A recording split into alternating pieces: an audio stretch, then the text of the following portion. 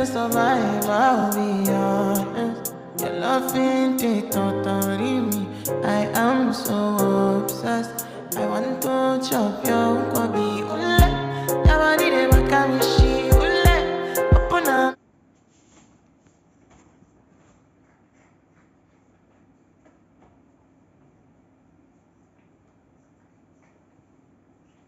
Yeah.